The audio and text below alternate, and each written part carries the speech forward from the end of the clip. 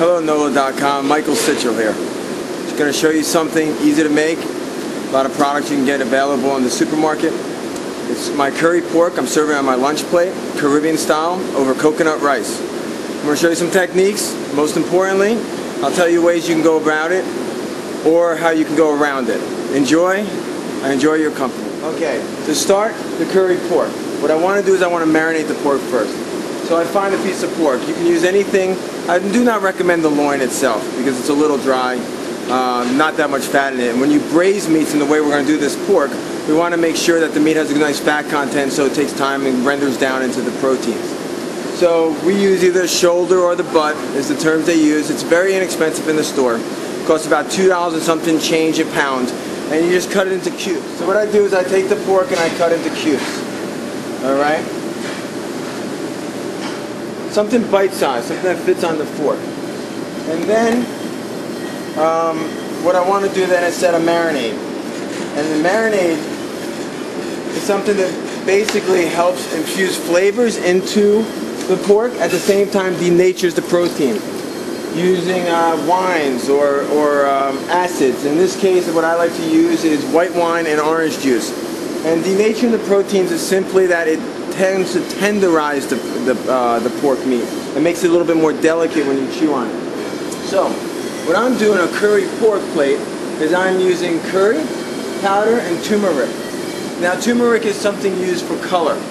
If you don't have it in house, you do not need to use the turmeric. The curry powder is sufficient enough for the flavors. Alright, rule number one when you work with curry is you always have to roast it first before using it. A lot of people don't understand this concept because there's many things that it works for. Curry itself is a little bit of the raw product.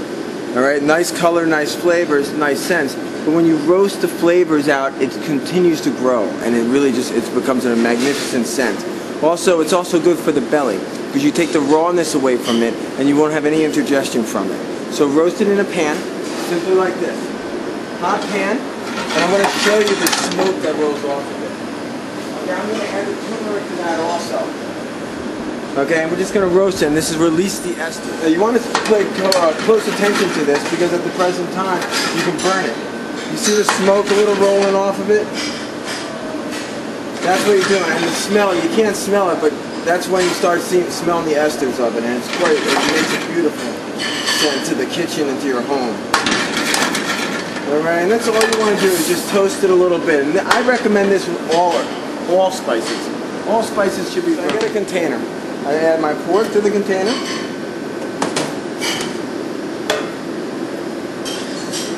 My curry and turmeric. Orange juice, equal amount of white wine to cover. That's my marinade. I'll cover that up in a saran wrap, put it into refrigeration overnight. Now, that is how we're going to braise the pork. You can do pork several different ways. You could also simplify it if you don't have time to braise the pork because it does take a 3.5-hour cooking process after the marination.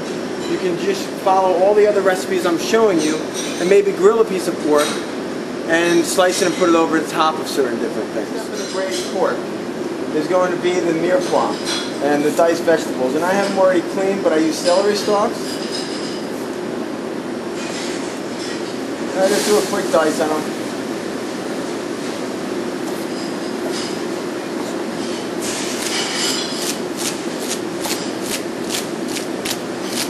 I also have onion, and these are the two ingredients I use with the pork. A quick technique on the onion, I don't know if you know this one already, but to do a nice dice work, you just cut the onion in half, leaving the butt in place.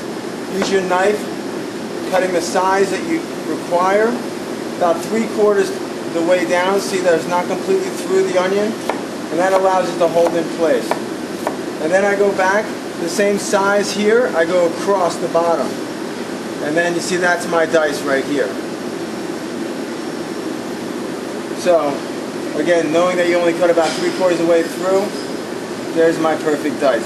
Now you can buy this product, I know, in a store also, pre-diced. And if that's the way of doing things, you're fine to do that. I prefer using a fresh product.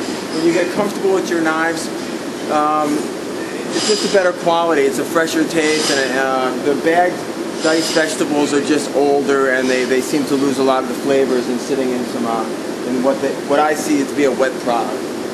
All right, so we're getting a situation. I want to teach you now how to braise your pork. Okay. So for instance, I have my pan over here. Okay. And what I'm going to do is I'm going to say the next thing, I'm going to remove the pork from the marinade.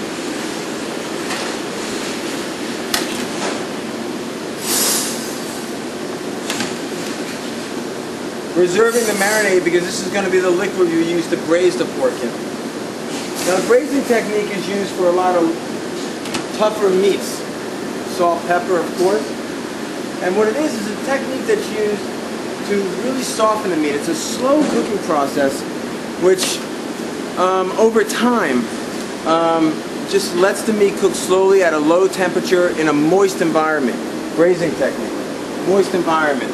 And that allows the proteins to obtain a lot of the moisture from the cooking liquid and puts it back into the product and makes it very delicate. Like for instance, like there's certain pieces of meat that you can eat just sliced off the grill, which would be the tenderloin or the loin. But then there's lots of other parts of the animal itself that is very tasty, but you just have to cook it differently, and using different techniques is always helpful. So I want to sear and get color to the pork. So I put a little oil in the pan. I have my pork removed from the liquid, seasoned. Look at the color it already took on. Isn't it pretty? I wait for my pans to get a little hot where I can see the smoke on it. I also have my mirepoix over here, ready to roll because I'm going to add that to the pan next. This takes maybe all about a 15-minute concentration, then it's in the oven for 3 hours, and then you can forget about it basically. Or you can do it in a crock pot if any of you have them at home.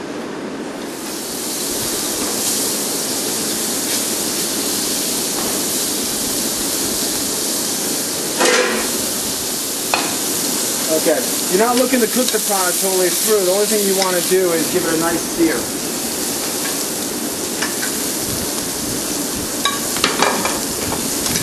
Now, on the bottom of the pan is what we call a fond. Now, that is a flavor of the meat that's stuck to the bottom of the pan. And in doing things, like when we add the wine to that fond, we'll release that flavor. Now, I'm doing it in 2 pans. You only need to really use 1 pan to do this. When the onions and the celery are cooked down and completely soft, not burning it, you just want to take your time. And then what I like to do is add a little bit of flour, and that's the binding agent. So similar to making certain things like a etouffee in town, the flour is a thickener. Everyone has it in the house. I just mix it in with the product. At that moment, I take my my marination liquid, which is curry, orange juice, white wine. I add that. See how it's thickening? I add that to the pan. And I reduce that by half. I need to cook the rawness of the wine out of it. And we all have some white wine in the house. It doesn't specifically mean any type of white wine would work. Anything you have, a half bottle. Orange juice, if you don't have orange juice, that's fine. Just use white wine. I like the sweetness of the orange juice with this dish. So, very important. Reduce that by half. Once you're happy with that product, then I use a veal remy. You could use the canned beef broth, would work sufficiently to the product.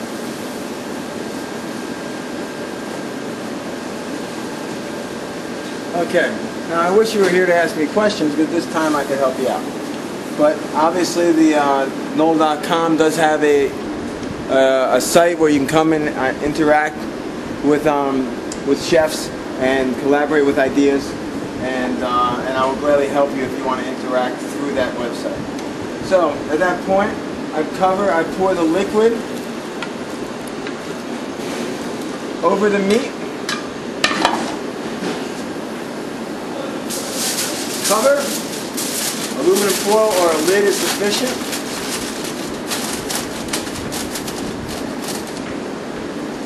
Alright, into the oven, 350 degrees, 3 hours.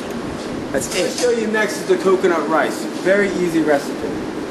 Alright, so it's an equal ratio. You can buy any white rice and it works.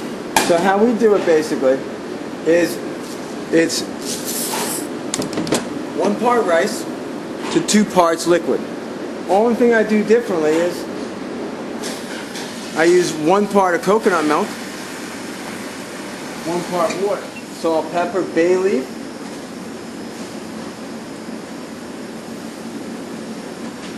cover, put it on the stove top, bring it to a boil, put it in the oven, 18 minutes. Perfect rice every time. The rice has come to a boil,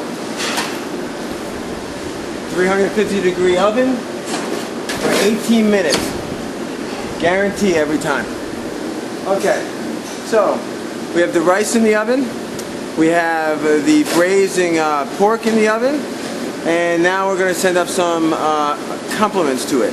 I'm thinking about some fried plantains, and I'll show you how to do them and how to saute them, and then some flavoring I add to that.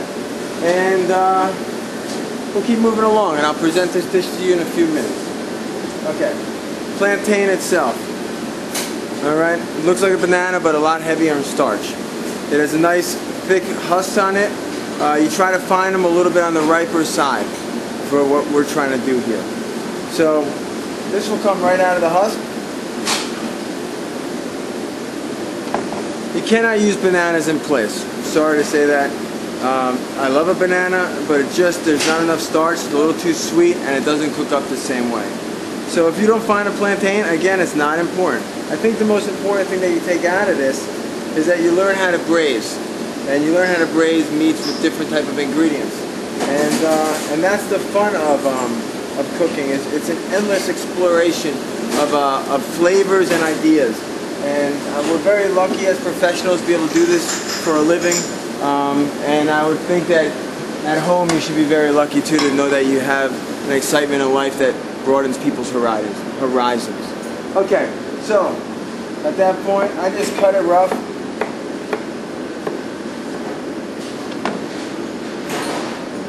Look at the denseness of that product.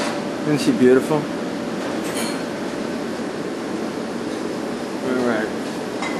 Pan down. Some oil, and then we're going to saute it. For the pan to get hot, you can find it hot once it starts smoking a little bit. I'm just looking to get some beautiful color. Look at them, you see the color coming up the side over there? It's going to be gorgeous. Season my plantains is I add, I wouldn't recommend using your fingers, but after years of cooking, my fingers have become a little bit stronger than most. I'm just cooking and getting some nice color on them.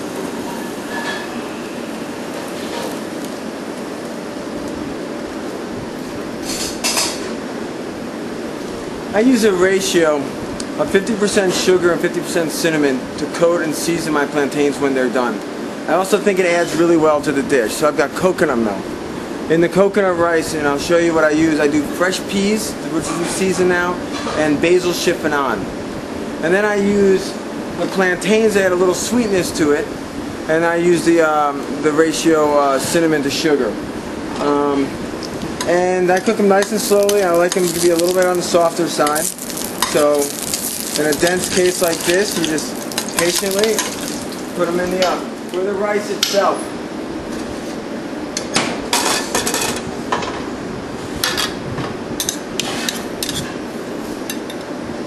beautiful smell of coconut, cooked lightly. On the pickup I add basil and peas. Little salt, pepper.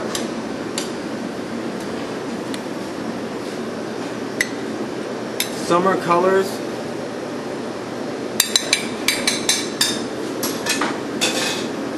Beautiful. Okay, now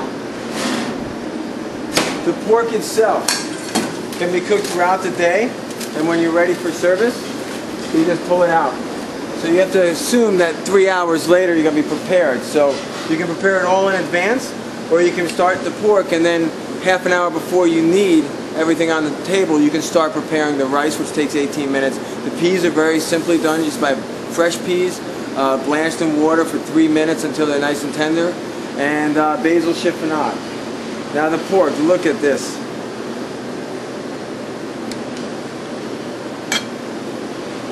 Nice little gravy. The beautiful tender chunks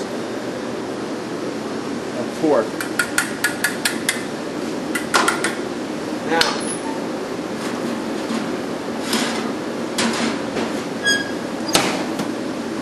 for the plantains, remove them from the pan.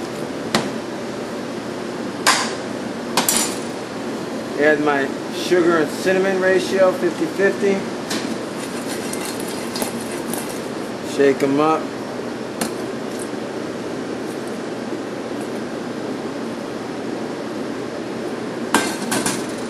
And at that moment, I think that's a beautiful dish. Nice colors, nice flavors. That's curry pork on coconut rice with blanched peas, basil chiffonade, cinnamon sugared plantains, and bon appetit. Michael Sichel from 7 on Fulton. Thank you.